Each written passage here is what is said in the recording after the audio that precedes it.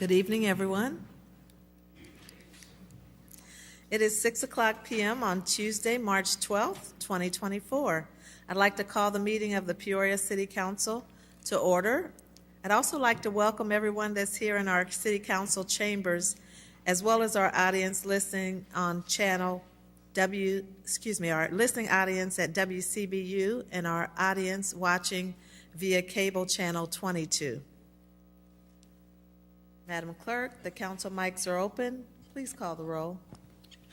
Mayor Ali. Present. Councilmember Allen. Present. Councilmember Sear. Here.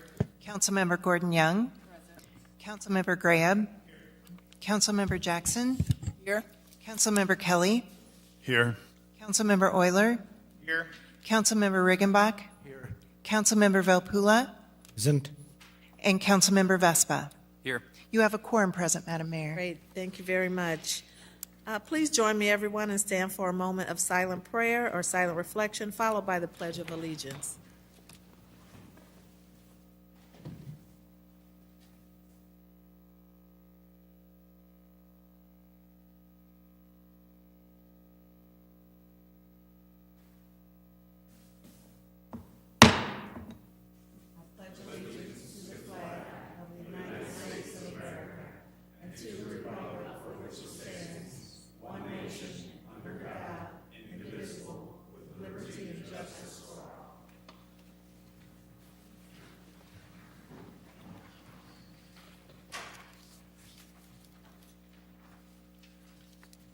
Madam Clerk? We are at proclamations. We have 3 proclamations today. The first is in celebration of Women's History Month, which is March of every year. I'd like to read that proclamation. Whereas March is a significant month to honor and acknowledge the accomplishments of women. In 1987, Congress declared the month of March as Women's History Month, and March 8th is recognized as International Women's Day, a global day that celebrates the social, economic, cultural, and political achievements of women. And whereas 51% of our community members are women, and these women have played and continue to play critical economic, cultural, philanthropic, and social roles in the creation and ongoing development of our city. And whereas American women have been leaders not only in securing their rights of suffrage and equal opportunity, but also in the abolitionist movement, the emancipation movement, the industrial labor movement, and the civil rights movement. And whereas Peoria has had its share of Native daughters who have gone into the world to make their marks in academia, entertainment, politics, sports, and business, including entrepreneur Annie Minerva Turnbull Malone, feminist author Betty Friedan, diplomat Nancy Brinker, and her sister Susan Coleman, Peoria Red Wing catcher and inductee of the Illinois Amateur Softball Hall of Fame, Irene Kerwin, and philanthropist Lydia Moss Bradley, just to name a few. And whereas Women's History Month honors women of every race, status, ethnicity, who have worked to establish an equal role for women, ensuring the appreciation and value of equitable labor for future generations. Now, therefore, I, Rita Ali, Mayor of the City of Peoria, Illinois, do hereby acknowledge March as Women's History Month in Peoria, Illinois.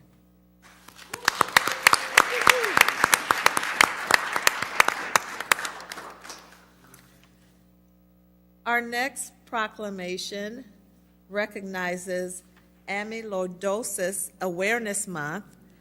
We have Cindy Bird, who is an advocate for Amyloidosis Foundation. Cindy, are you here? If you would come forth to the podium. And Councilman Zach Euler is going to present the proclamation. Thank you. Whereas amyloidosis is a rare disease of which there are several types, one of which is similar to a blood cancer and another that is commonly inherited. This combination of all types of amyloidosis affects approximately 10,000 people in the United States, 500 of whom live in Illinois. And whereas an abnormal protein either produced in the bone marrow or liver travels through the bloodstream, depositing as amyloid in various organs, primarily the heart, nervous system, intestines, and kidneys, causing the organs to fail over time.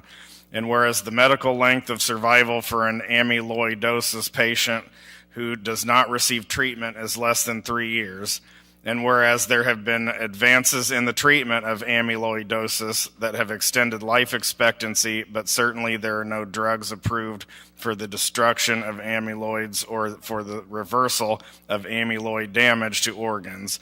And whereas the early diagnosis of amyloidosis in conjunction with prompt treatments not only improves the quality of life, but extends life expectancy. And whereas many patients go undiagnosed every year, and special initiatives such as this proclamation can raise public awareness and save lives, therefore, Rita Ali, Mayor of the City of Peoria, Illinois, does hereby acknowledge March as Amyloidosis Awareness Month in Peoria, Illinois, dated this 12th day of March, 2024. Thank you, Councilman. And Ms. Byrd, I honestly, Cindy, I know, we know each other. I honestly was not aware of this condition. So I think it's really important that you brought this to the council. Thank you, Councilman Euler, for introducing the proclamation, but to keep us all aware of this condition and how we might deal with it and handle it and control it. Thank you, Mayor. I appreciate your comments. I appreciate the council receiving this proclamation and sharing it to gain that greater awareness. I'm here tonight with my daughter, Angie Uftring. My son, her brother, Corey, was diagnosed in 2022 with amyloidosis. We never heard of it, let alone knew how to pronounce it. It's a mouthful. At the age of 45, he was told he had 8 months to live. Needless to say, that's not anything you expect to hear at that age. Plus, he was a single guy living in Florida and had to move home with mom and dad so that we could help take care of him. Initially, that 8-month prognosis was devastating, of course. Had it been caught earlier, he might not have had the extensive heart and kidney damage that he lives with still today.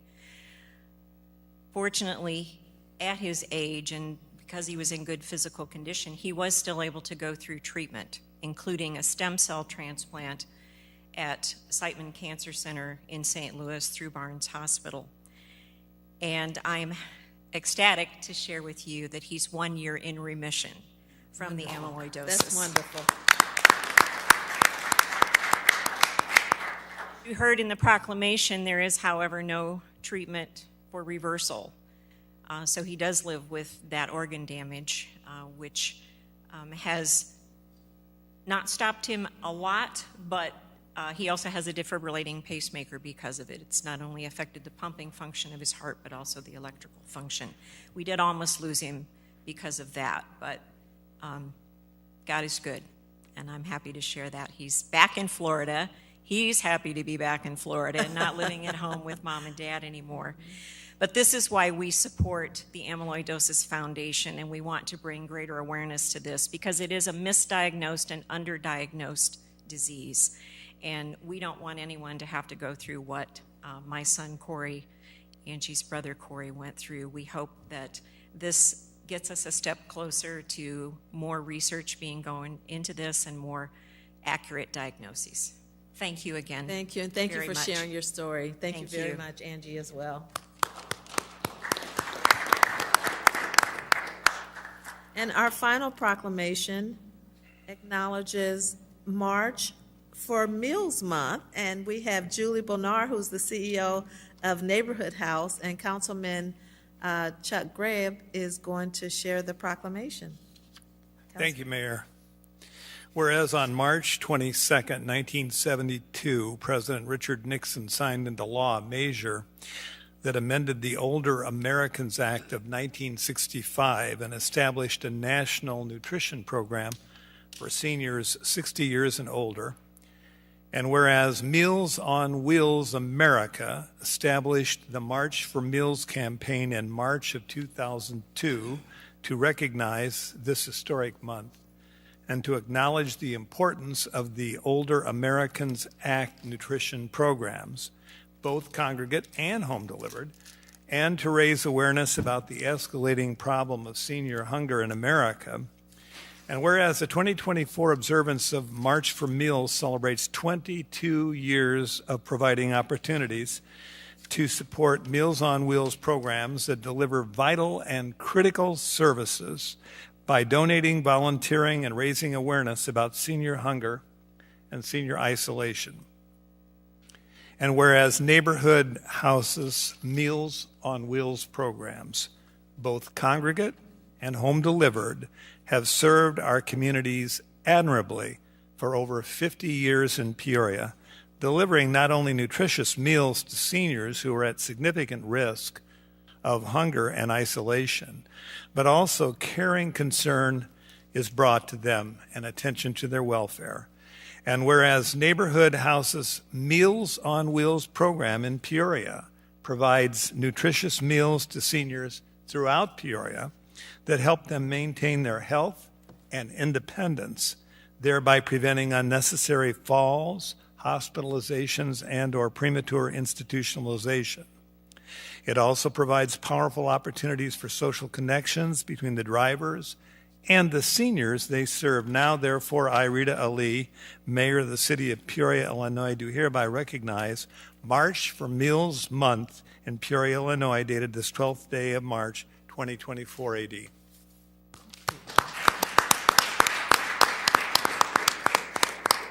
Welcome, Julie. Thank you, Madam Mayor and members of City Council. Homebound seniors over the age of 60 who are unable to shop and/or cook for themselves are more likely to stay in their own homes when receiving a meal service. According to Meals on Wheels America, 1 in 4 seniors live alone and feels lonely. The program at Neighborhood House provides a balanced meal adhering to the Illinois Department on Aging guidelines for the optimal health of each participant. Last year, Neighborhood House served over 1,200 of our senior neighbors, providing over 200,000 meals. Isolation is common amongst the senior population. In the 2023 report by the U.S. Surgeon General entitled Our Epidemic of Loneliness and Isolation, it is reported that lacking social connection is as dangerous as smoking 15 cigarettes a day.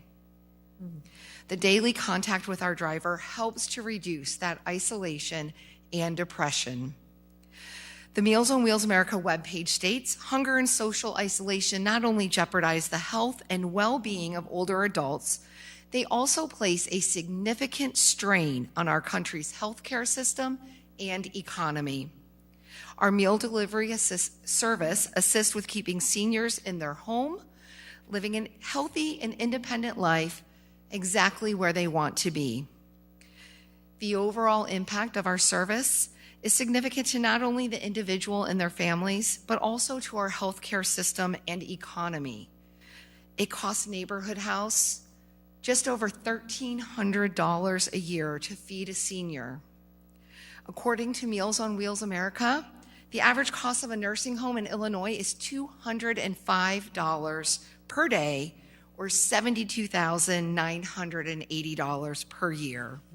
Meals on Wheels America provides the best option for seniors' health and happiness while being cost-effective for the community. Neighborhood House is so appreciative of the city's support for our programming.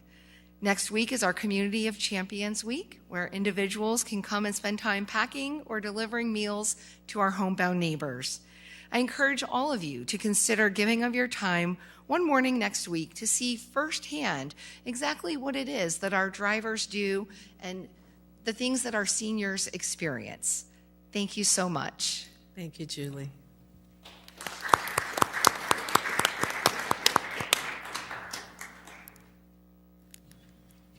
Madam Clerk?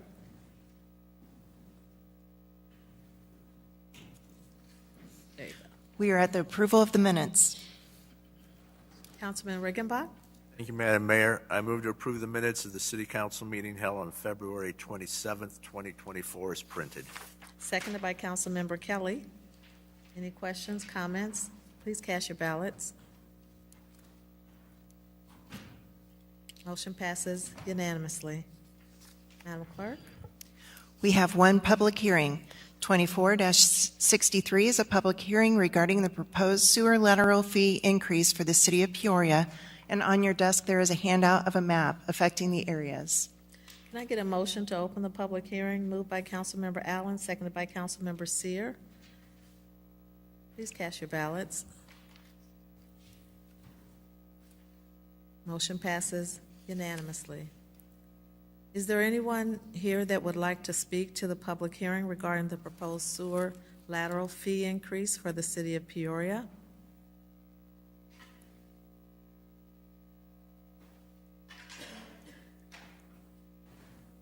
Is there anyone present today that would like to speak to the public hearing regarding the proposed sewer lateral fee increase for the city of Peoria?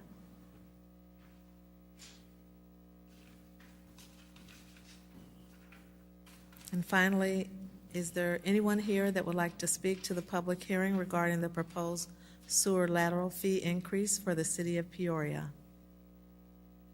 May I get a motion to close the public hearing? Moved by Councilmember Valpula, seconded by Councilmember Kelly. Please cast your ballots. Motion passes unanimously. Madam Clerk? We have two town items. The first item, 24-64, is a request from the town officials to approve the February 2024 actual expenditures and to approve the March 2024 anticipated expenditures for the town of the city of Peoria. Graham? Yes, Mayor, I move to approve as outlined. Seconded by Trustee Jackson. Any comments or questions? Please cast your ballots. Motion passes unanimously. Madam Clerk? 24-65 is a communication from the town officials with a request to approve the agenda for the annual town meeting. Trustee Graham? Move to approve as outlined. Seconded by Trustee Valpula. Any questions or comments?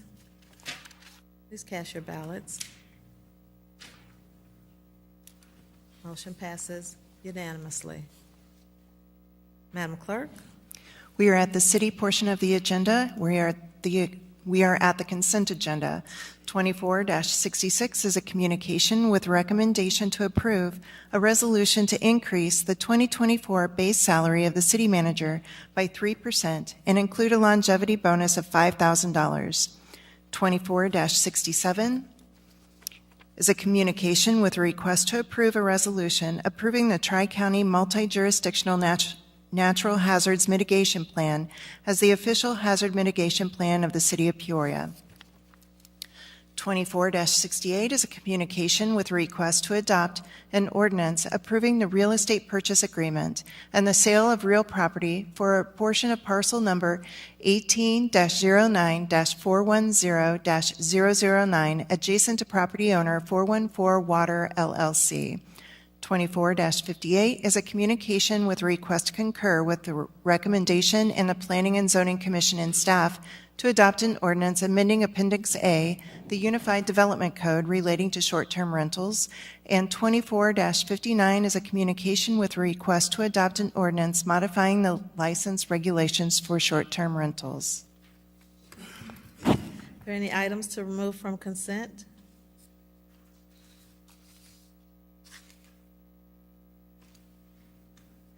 Councilmember Seer? Mayor, move to approve consent agenda. Seconded by Councilmember Allen. Councilmember Seer? I'm sorry, I didn't mean Seer. I meant Councilmember Graham. Yes, I would remove 24-066.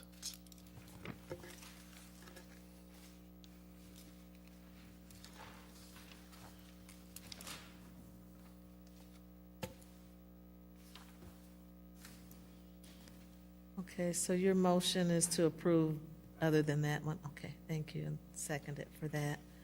Any other items to remove from consent? Okay, we're voting on those remaining items. Please cast your ballots. Motion passes unanimously. Madam Clerk? 24-066 is a communication from Mayor Ali and Corporation Council with a recommendation to approve a resolution to increase the 2024 base salary of the city manager by 3% and include a longevity bonus of $5,000. Councilmember Grant?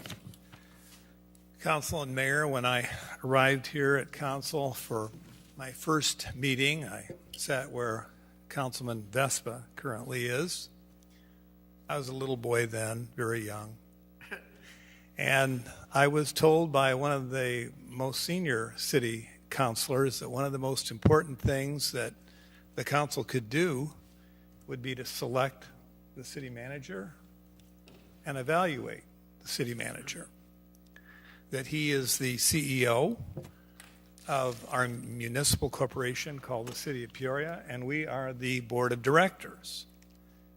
And so we need to be very careful who we bring into our Peoria house and make certain we have quality controls on the performance of our one and only one employee, i.e. our city manager, Francis Patrick Urick.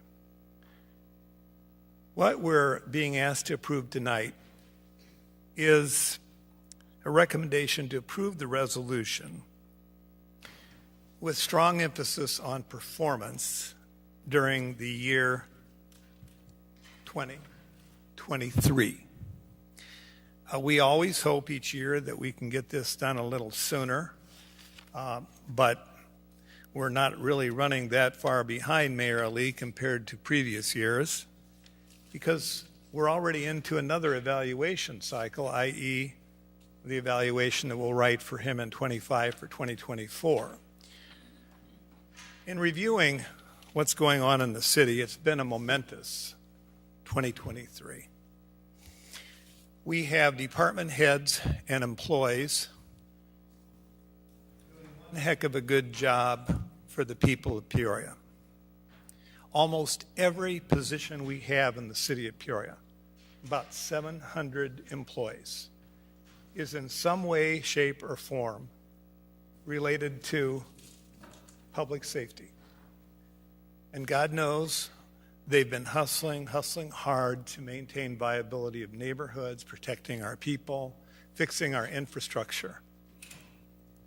And it's not easy. There was a time when we had a city manager, 2 assistant city managers, many more city employees, and we're doing a lot more with less. And his span of control, our manager's span of control, is great. He has to be on top of everything. And the topics change by the minute and by the hour. We wish everything could be within our control and we would have no surprises in our city, but that's not the world we live in today. Dwight David Eisenhower said in one of his interviews, he said he felt like a mountain goat jumping from crag to crag. And I'm sure some days, manager, that's how you feel. However, we task him with the job of keeping his eye on the ball, and we keep our eye on the ball. There may be distractions, but we know where we want to go as a city. We have a vision for where that is. And we're saying to the manager, we think you're doing a good job, and that's why we're going to give you this raise. Now, I can remember when we haven't always had the amount of money that we have to give any raise, hardly at all. I mean, it's just been pretty rough some years when we've had great budget austerity. And we've tried our best as a council to reward our employees as best we can given our finances. And so this manager has never been one who has been pushing for a pay hike. I can remember when at one time he was sharing his pay increase with department heads, and that no longer exists. But he's worked very hard, and he's worked very hard with our department heads. Think about all the demands on our department heads who report to him and who are under our review as well. We've had some challenging times. We're going to continue to have challenging times. But Mayor Ali and Council, do we need a motion here? I would move that we approve that resolution to increase the base salary of the city manager 2024 by 3%, include the longevity bonus of $5,000. Very well said. Seconded by Councilmember Kelly. Any other discussion? Please cast your ballots. Motion passes unanimously. Thank you, Mr. Manager. Madam Clerk? We are at first readings. 24-69 is a communication from the City Manager, Assistant City Manager, and Corporation Council with a request to receive and file a first reading of an ordinance providing for the termination of the North Side Tax Increment Financing District. Mr. Manager, Mr. Council, Corporate Counsel Hayes. Madam Mayor, the Tax Increment Finance Act requires that we wrap up business for tax increment finance districts. This matter in future TIFs will occur before we actually close down the TIF, but we had 3 that were closed. The first one on 24069 is a North Side Tax Increment Finance District, and we have indicated within the motion or within the ordinance how the final distributions of funds occurred within the North Side Tax Increment Finance District. Those final funds were diverted to the city's motor fuel tax fund to support roadway improvements on Illinois 29 from Amington to War Memorial Drive, and for a system to support the city's sewer, and also to support the city's sewer fund CSO year 1 preparation. And so those were both infrastructure projects, which are TIF eligible expenditures, which the final TIF increment were devoted to. This allows us to close the books on that matter, and all other filings with the state have taken place. So this will be the final measure of business for this tax increments finance district. Thank you, Mr. Hayes. Councilmember Kelly? Thank you, Madam Mayor. Mr. Corporation Counsel, I had a question about timing, and I think you've answered that. In the normal course of a TIF, when would we see a resolution or an ordinance like this presented? We'll be presenting these ordinances during the final increment collection year and in advance of the year when the final distributions are made in the future. Okay. There's no guidance in the statute of when these ordinances are supposed to be passed, and our view is that it's a better practice to do it sooner rather than later. And this is one matter of cleanup that will be consistent with going forward. And I believe in this TIF it was last year, so we're just a few months behind. Well, the TIF ended in 21. 21 with the last collections, so it was a year and a half behind, so 22. It should have been adopted then, so. Okay. Yeah. Okay, and and I think I'm incorrect here, or my impression of leftover TIF money was that it had to go to another existing TIF or an adjacent TIF or something of that nature. So that we can. Oh, I'm sorry. In other words, I think what you're saying is that when the TIF was alive, these were legitimate expenses of the TIF because they're allowed, they're right. TIF eligible. But I thought the rule was when a TIF is over, any money that's still in the fund has to go to another TIF. So the practices across the state vary a little bit because the TIF Act isn't very specific as to these issues. The final increment year, though, allows, and then TIF Act itself allows obligations to carry on until they're completed. So the practice is that if it's a TIF eligible expenditure, you can use the final revenues for those purposes. All of the purposes that these increments have been put to are TIF eligible expenditures. You're correct in indicating that one element of the TIF Act does allow for expenditures in one TIF in an adjacent TIF. So if there were projects in an adjacent TIF that we chose to fund with the revenue from the North Side TIF, we could have done so as well. Thank you. Yeah, my question, thank you. My question wasn't quite that. It was that this, the money left in the TIF, I thought the money left in the TIF fund would go to another TIF fund, whether there was an anticipated expense or not. So that is a transfer to another TIF is for specific TIF eligible expenditures within that second TIF, but not just to be held. So you've got to move the money for a project or some expenditure. Okay. That's an option at the end of a TIF or at any time during a TIF, as is spending it on TIF eligible expenses within the TIF. Okay.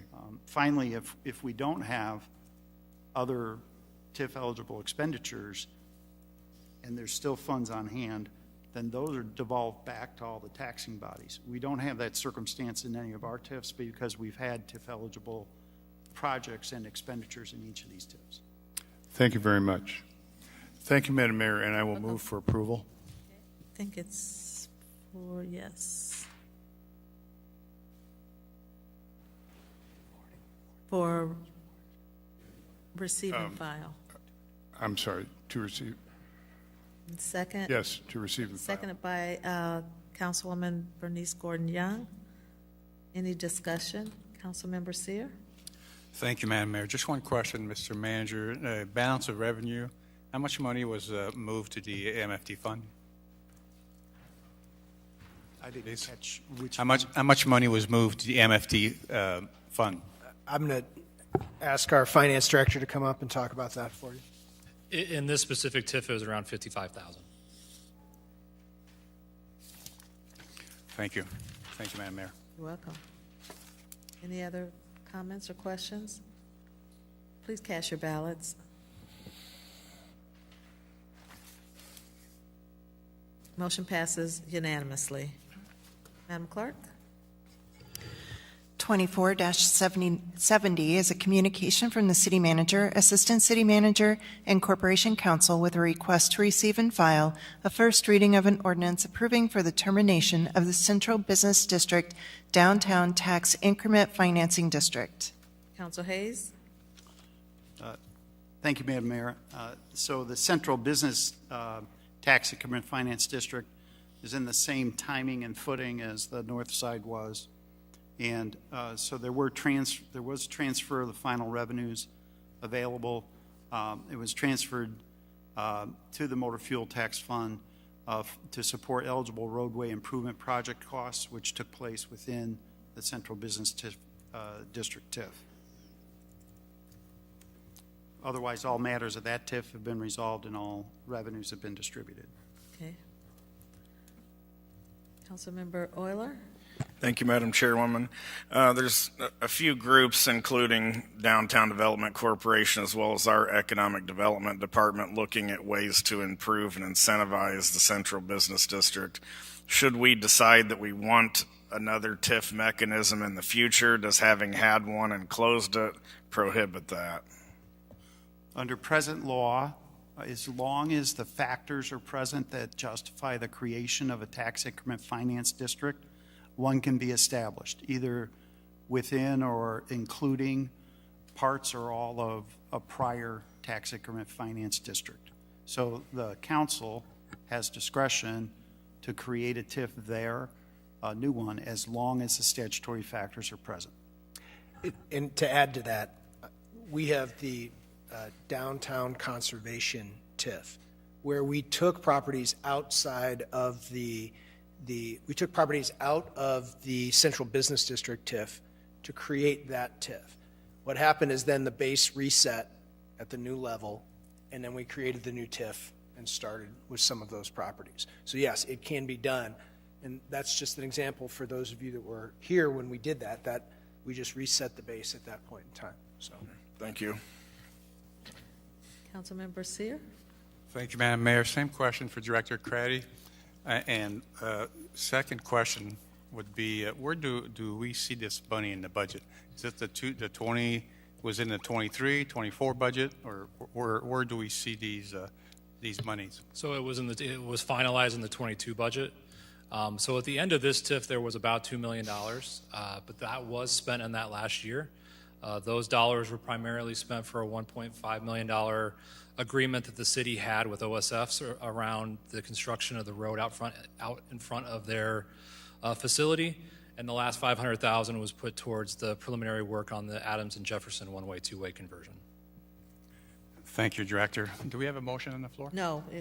Move to receive and file, Madam Mayor. Seconded by Councilmember Allen. Any other questions? Please cast your ballots.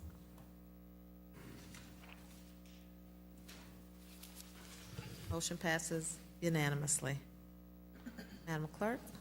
24-71 is a communication from the City Manager, Assistant City Manager, and Corporation Council with a request to receive and file a first reading of an ordinance providing for the termination of the Midtown Plaza TIF Increment Financing District. Council Hayes?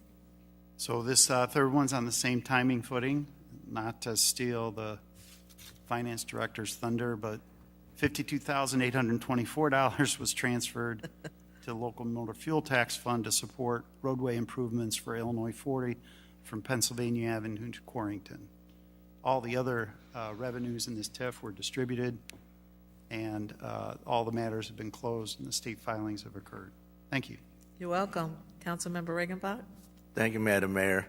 It's not often that a council member would use the word enthusiastic to support closing a TIF, but with the storied history of this Midtown TIF, I would enthusiastically move to receive and file the closing of it. Seconded by Councilmember Kelly. Any other comments, questions? Please cast your ballots. Motion passes unanimously. Madam Clerk? We are at regular business. 24-72 is a communication from the City Manager and Director of Public Works with a request to approve the low bid of Illinois Civil Contractors, Inc. in the amount of $4,597,150.94 and award a contract for the Wisconsin Avenue roadway improvements, Nebraska Avenue to McClure Avenue, with an additional authorization of $402,849.06 for contingencies, for a total contract award of $5 million. Mr. Manager. Thank you, Madam Mayor. This is one of the major projects that we put into the budget back in 2022 for 2023 and 2024.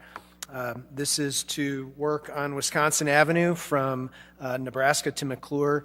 The total project is just a little bit over $4.97 million with a 10% contingency, so it comes into a total contract award of $5 million with ICCI. They do have, as far as MBE utilization, they are looking at a total MBE utilization of 1.9% on the construction side, 8.6% for trucking services, for a total of 10%. MBE subcontractors, and then WBE subcontractors of 5.1%, and our goal is 5%. In project year one, they met 15.74% of their minority workforce with an 18% goal, and 0.81% women workforce with a 3% goal. This has been approved by the Chief Equity and Diversity Officer. And if there are technical questions about this, we do have Jeremy Kors from Hanson Engineers is here to answer those, because I can't answer any of the technical questions. But we do have, as far as the revenue, there's $3 million of state funding. We did receive a state grant to support this, and then we supplemented that with $2 million of American Rescue Plan funds. Okay. I expect that Councilman Riggenbach is still going to be quite enthusiastic. Thank you, Madam Mayor. You're welcome. Indeed.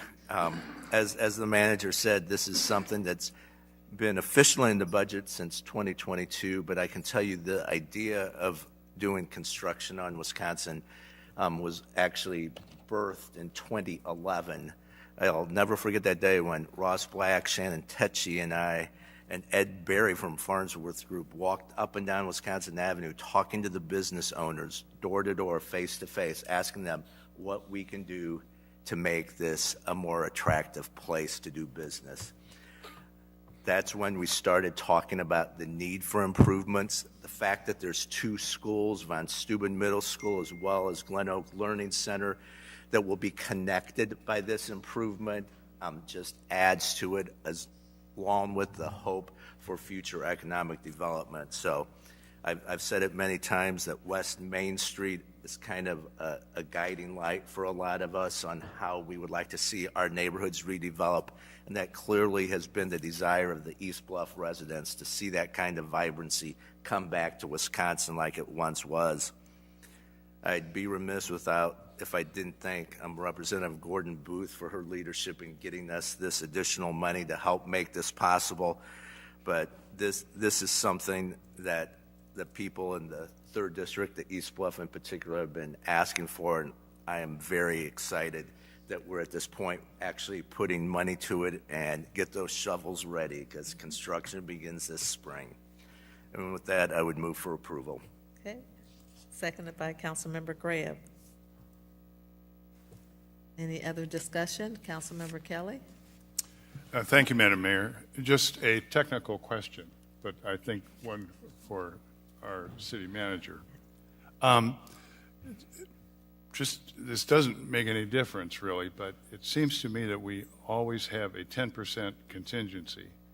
And here we have an 8.8. It doesn't bother me, but is there some reason for that? I think that when it was put together by the contractor, they wanted to get to a nice, even number. Okay. All right. Thank you. Thank you, Madam Mayor. You're welcome. Councilmember Riggenbach? In all my enthusiasm, I forgot an announcement.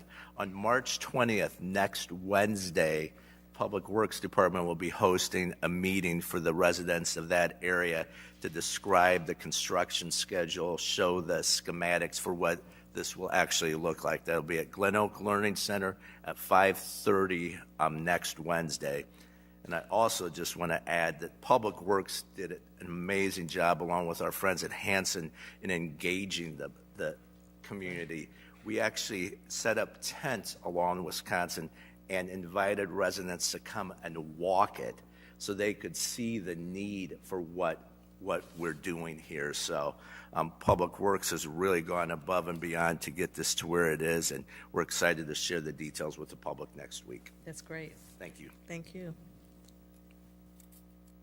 We have a motion and a second to approve. Please cast your ballots. Motion passes unanimously. Madam Clerk? 24-73 is a communication from the City Manager and Director of Public Works with a request for the following. A, approve a sole source purchase of one 2023 Ram 3500 ProMaster extended super high roof from Sam Lehman Automotive Group in the amount of approximately $90,000. And this item requires 2/3 vote of the council members voting no less than 6 votes. And item B, adopt an ordinance amending the City of Peoria 2024-2025 biennial budget relating to the general fund for use of fund balance for the purchase of vehicle in an amount of $90,000. And item B also requires a 2/3 vote of council members voting with no less than 6 votes. Mr. Manager? Unfortunately, earlier this year, one of our maintenance workers that was driving our box truck was involved in an accident, as you can see from the attached paperwork. The vehicle was totaled, and this is the replacement of that vehicle. Fortunately, the employee is back to work, so we're happy with that. And it does require a budget amendment, and it does require the 2/3 vote, so that's why it's coming to you on the regular agenda. Can I get a motion from someone? Councilmember Euler, seconded by Councilmember Gordon Young. This is on item A. Okay. Councilmember Seer? Thank you, Madam Mayor. Mr. Manager, tell us a little bit about insurance. Do we have any insurance for that? And I'm assuming that's an additional $60,000 or $70,000 added to our budget that would come from the general fund, correct? It is coming from the general fund. I'll let the Corporation Council discuss the insurance component. The other party, in our view, is liable and insured, and we're proceeding through the claim process and may have to engage in litigation to extract a fair outcome. I don't have an outcome yet on that, but we've engaged the insurance carrier for the other driver and working through that claims process. We hope to make a substantial recovery, but don't know at this point how much that'll be. Thank you. Thank you, sir. Thank you, Madam Mayor. You're welcome. Any other questions, comments? We're voting on item B. Please cast your ballots. A. Motion passes unanimously. Councilmember Euler, Move to approve item B. by Councilmember Gordon Young. Questions, comments? Please cast your ballots. Motion passes unanimously. Madam Clerk? 24-74 is a communication from the city manager and assistant city manager with a request to adopt an ordinance approving the redevelopment agreement with HLT LLC for 617 through 619 Main Street to develop a restaurant and bar in the downtown Peoria Historic District. Mr. Manager? Thank you, Madam Mayor. I'm going to turn the floor over to our Economic Development Manager, Debbie Van Sickle, to walk through this redevelopment agreement we're very pleased to bring to you this evening. Thank you. The proposal before you is for 617 Main Street in the Hospitality District. This will be the future site of an expanded Neon Bison that's currently operating at 514 Main Street. The renovation will consist of over 4,000 square feet of first floor build out for the restaurant with seating for 54 patrons, a bar, a stage for live music, a full kitchen, and the new facade. The total construction cost is $992,219, with all of that as TIF eligible. They did not include some of their non-TIF eligible expenses in their budget. The estimated incremental property tax generated is $278,766, of which the developer, HLT LLC, requests 50% of that in a reimbursement amount of $138,248, which equates to approximately 14% of the TIF eligible expenses. Additionally, the developer is requesting reimbursement of Hospitality Improvement Business Development District tax increment generated and received by the city from Neon Bison from November 30th, 2020 through October 31, 2023 in the amount of $11,559. And any refunds received going forward generated and received from Neon Bison for equipment purchased, much of which is not eligible for reimbursement under the TIF Act. Annual reimbursement payments will only commence when the project generates tax increment.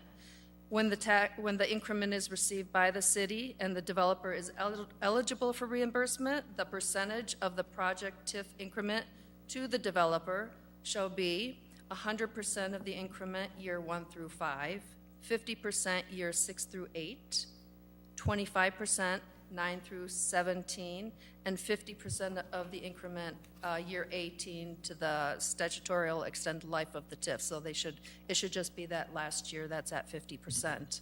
Additionally, 100% of the Hospitality Improvement Business Development District tax increment generated by the tenant, Neon Bison, will be reimbursed annually and estimated to be approximately $209,195 over the life of the business development district, set to expire in 2042. I also do have the developer here with me, so if you have any questions, we're happy to answer them. Thank you, Ms. Van Sickle. Councilmember Graham, this is 2nd District, of course. Do you want to make a motion or make I would any just like to just make a couple of comments. The head bison is here, and he's wearing red tonight. And I was so fortunate as to be invited to see this building before he really started to sink his claws into it. That was a cold day. And I am very hopeful that you will find this to be a resounding success. Councilman Euler and I toured some of the projects a little bit to the west of, or rather to the south of where you are in the warehouse district. There's a lot of energy right now in our central business district and in our warehouse district and throughout our entire city. And John, I think you helped bring a lot of that energy to our central business district with this project. So I'm enthusiastically moving to support this and to adopt the ordinance approving the redevelopment agreement as outlined. Seconded by Councilmember Allen. Any other discussion? Please cast your ballots. Motion passes unanimously. Thank you. Madam Clerk? We are at unfinished business. We do not have anything, so we're on to new business. New business, I'm going to start off by, well, you know what? I'm going to hold off because somebody else is probably going to say it. They might even be a Richwoods night. Councilmember Allen? You know I have to defer to you, Mayor Ali. If you want to shout them out, go ahead. Go ahead. Congratulations to the Richwoods Knights on 3rd place state championship. A wonderful coach, William Smith, and all the coaches and team members, and of course the students and faculty and staff at Richwoods. And you know, everybody in the city was pulling for Richwoods, and so we're very proud. I'll turn it over to you, Councilmember Allen. No, thank you, Madam Mayor. Just two things real quick. Obviously, shout out to my Richwoods night. It was a great season. I believe we played 19 state-ranked teams, won 14 of those games, beat the number 1 team in the state, beat the number 2 team in the state on the way to that Final Four placement at U of I last weekend. And just the energy, not only for our school, but what it did for the city. And I really appreciate those young men and the administration and the teachers. And it really takes a village. I had the pleasure of attending the celebration this past Sunday, and I brought my 5-year-old son who's in a bitty basketball league at the Y, and I was just getting him ready for his state run, and because he's part of the class of 2037. So we're just trying to plant the seed now, but I'm very excited to be a Knight and look forward to seeing what they continue to do in their next endeavors.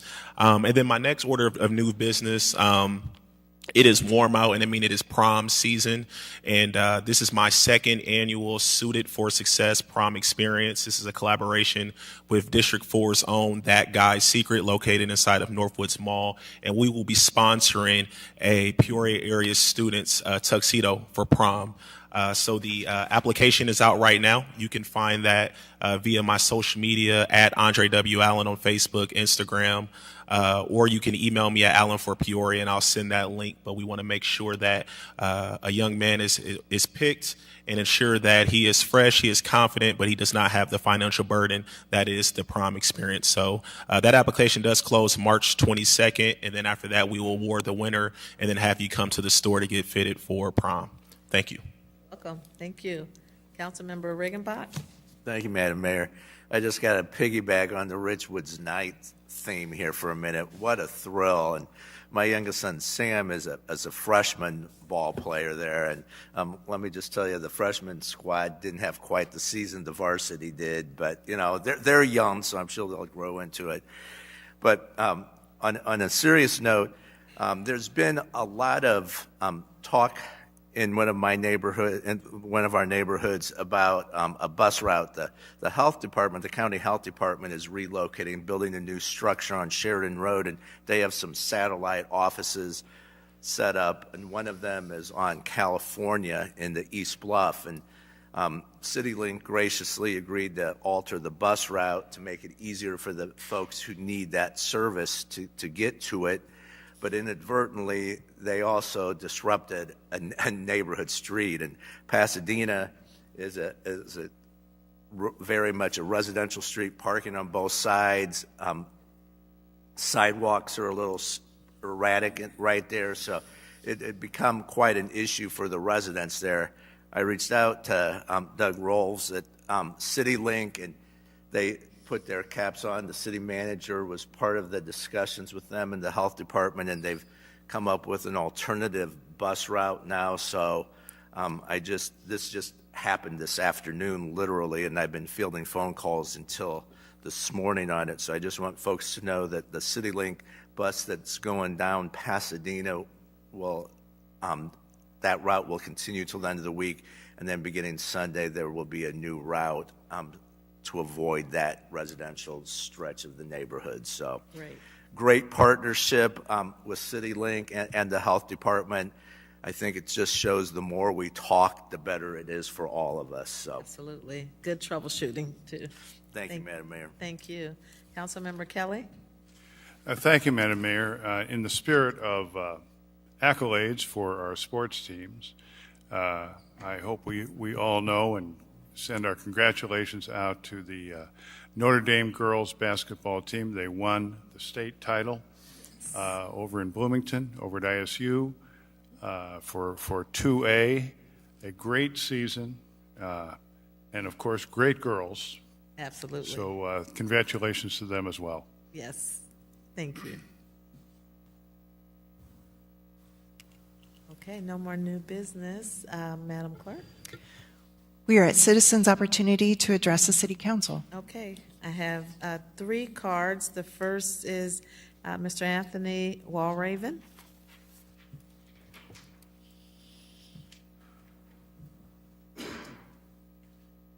Sorry, I just got back from the Riverplex, so I'm moving a little slower than I normally would. My name is Anthony Walraven. I am an employee of the city. I'm a 911 operator at the ECC. I'm also the president of AFSCME Local 3464, which represents all of the non-police, fire, public works, and trade working members of the city. I'm here today to talk to you about something that's come up from time to time, and it's an issue again, and that is the amount of funding that the Peoria Public Library receives. For those of you who may not know, it's about $7 million, and for those of you who may not know, it's been about that for over a decade. And I want you to think about anything in your own economic situation, in the economic situation of the city, that costs the same as it did a decade ago. And this isn't just something that has no impact. In the 4 years since not this contract, but the previous contract that had 1% pay increases for library staff, 1% pay increases for library staff, we've lost about 50 people. Now, I want you to realize that there's about 70 members of our bargaining unit that work for the library. So we have a turnover about 70%, 80% over 4 years. And what this means is, in practicality, is that librarians who have won awards from this city, from this state, and from national library organizations for the work they do in the Peoria Public Libraries have left to take jobs in Bartonville in Chillicothe and have made $3,000 to $5,000 more a year for doing the same work. If this was going on in our legal department, if this was going on in our economic development department, there would be a mad dash to do a pay increase, a wage study. How can we pay these people more to retain this talent? But what this means for Peorians is that the kids at District 150 that my union members do reading programs with are losing their best and brightest to cities that are a tenth the size of the city of Peoria. It means that the elderly that use the bookmobile, where they go out and they get books, are either not getting it because the bookmobile is now broken, or the outreach programs are losing staff to, again, Costco's, car dealerships. It means that people in our history department at the library, which has won numerous awards for genealogy research, historical research. I'm sure many of you have profited by their knowledge and expertise when trying to research stuff from the history of Peoria. They're leaving for greener pastures, oftentimes not even in the library field. And when we tried to address this in contract negotiations with the library board, which you appoint, we're told that there's not enough money, and we're told to come to you. And then when we come to you, we're told to go to the library board. And you can see, as a member of a union, how that'd be very frustrating. So what I'm asking, and we've already started doing this, we met with Councilman Graham, who is your liaison to the library board. He met with us at the North Branch, which is a beautiful branch. It's our busiest one. He answered a lot of our questions, and we thank you for that. We're going to be meeting with Councilmans Vespa and Allen later in the week at the Lincoln Branch. We will be sending out an invitation to every single one of you to discuss these issues in further detail with the people that are directly affected by them. And I hope and I pray and I trust that all of you will be receptive to at least listening to what we have to say, and then hopefully you will have questions for the executive director of the library, Mr. Yearlington, for the library board, and for the city manager about ways that we can remedy this so that in addition to having a vibrant and thriving central business district, we have vibrant and thriving public services. Thank you very much for your time. Welcome. Next we have Jonathan Avota.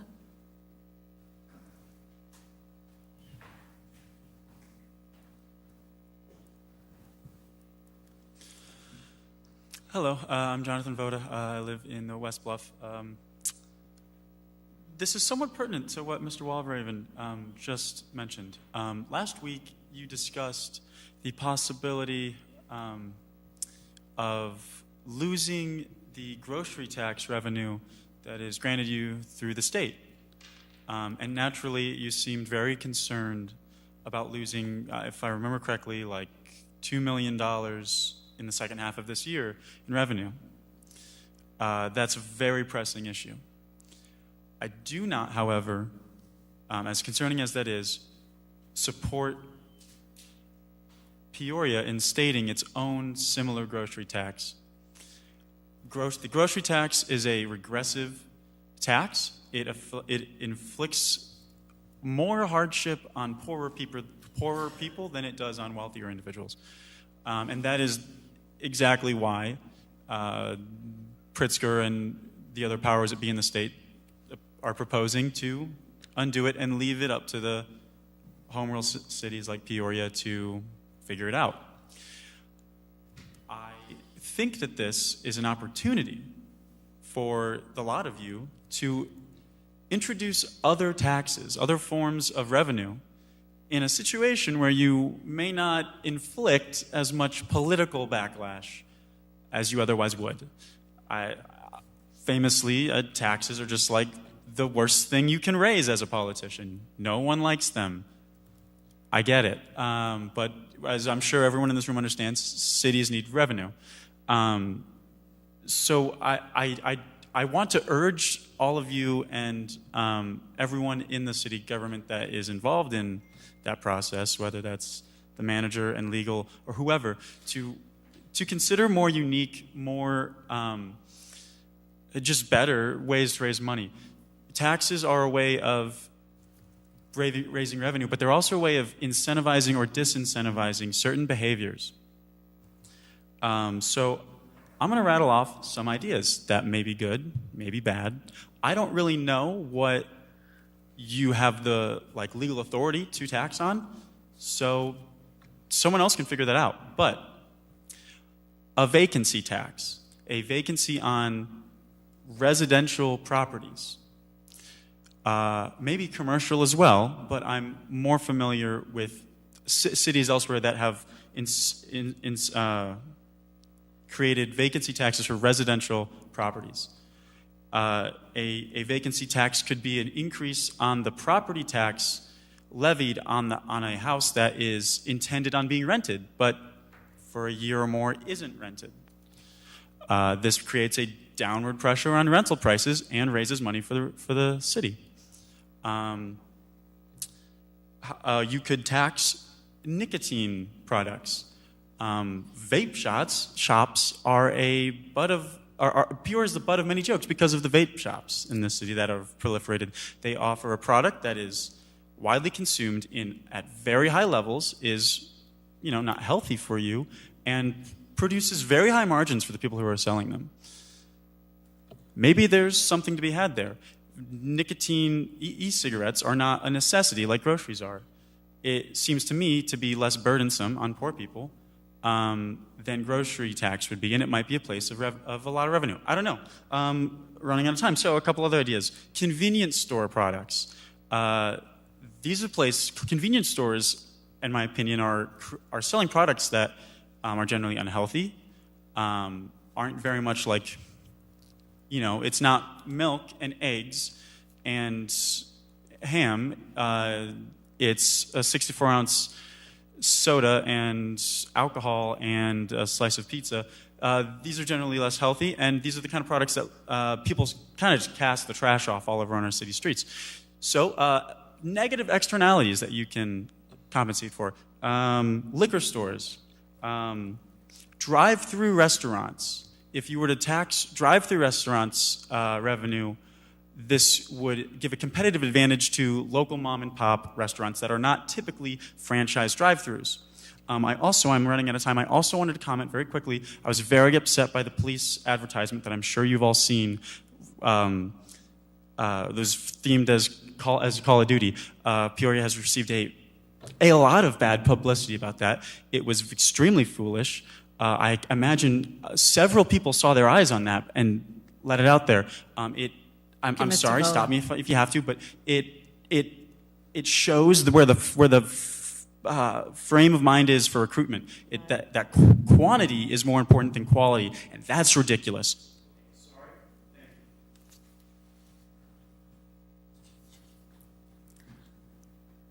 And our last citizen's comment comes from Harrison Estep. You have to forgive me. My voice is bad. I'm here tonight to talk about our CEO and these board of directors.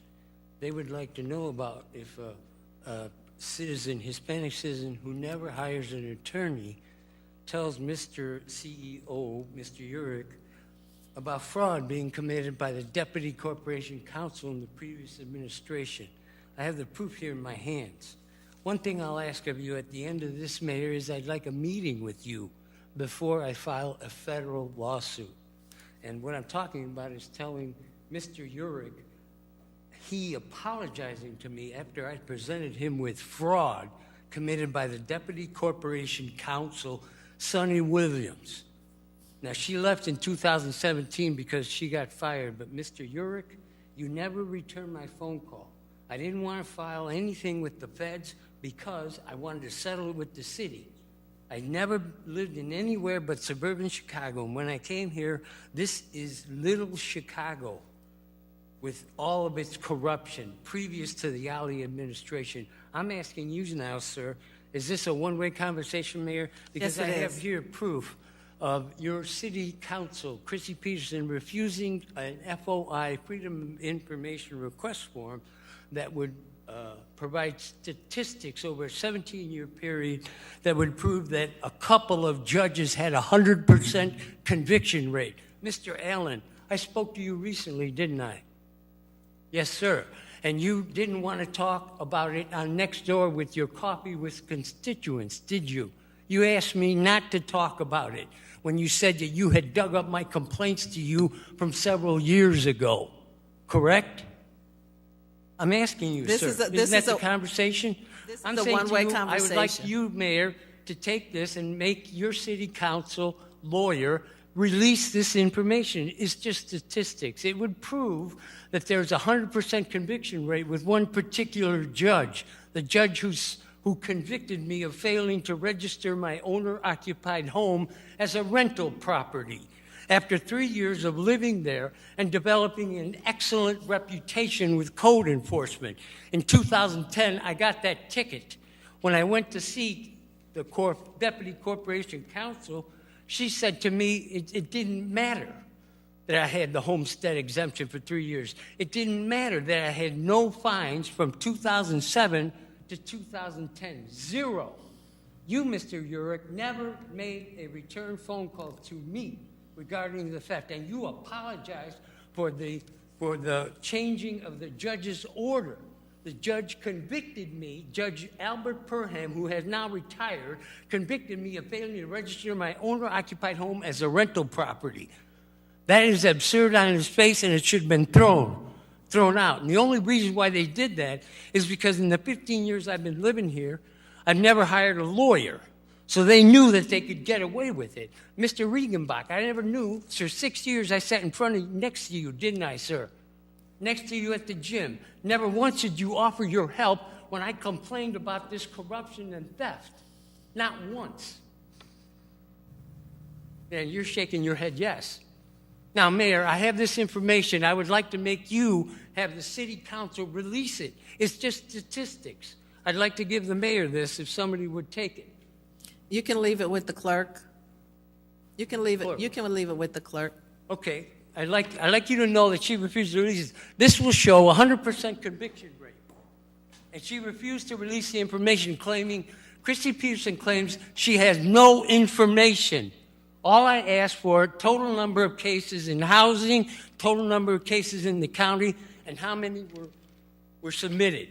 There are a lot of questions there. Now, I'm talking about the theft of millions of dollars. Now, I'm going to file a federal lawsuit, and when I do, I'm going to depose you, Patrick Urich. You're not answering the question. Why didn't you return my call when you apologized to me for the judge's order being changed and me getting stripped of my homestead? That's a federal violation of my civil rights. But I knew I didn't have a chance because there were no... You knew I didn't have an attorney, so you just ignored my calls.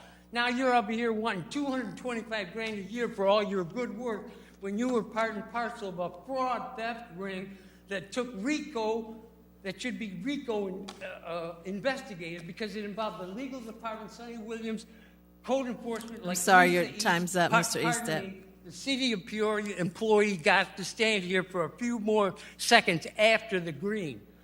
I will say this. When I file that lawsuit, I'm going to depose you, I'm going to depose Judge Curry, I'm going to depose Judge Perham, and I'm going to talk about black letter law and the corruption that was going on and the theft of millions of dollars.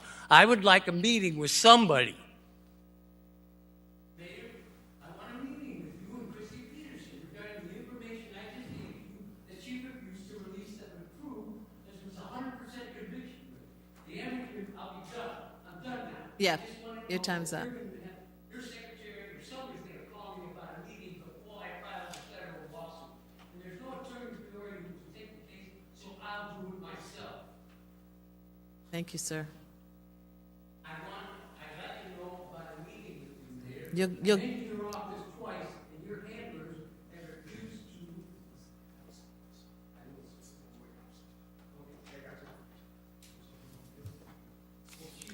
Madam Clerk, We do not have an executive session, so we are at adjournment.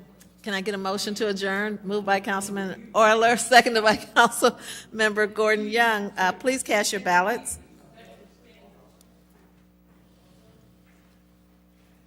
Councilmember Seer? Councilmember Seer? Motion passes unanimously. Thank you for your service. We're adjourned.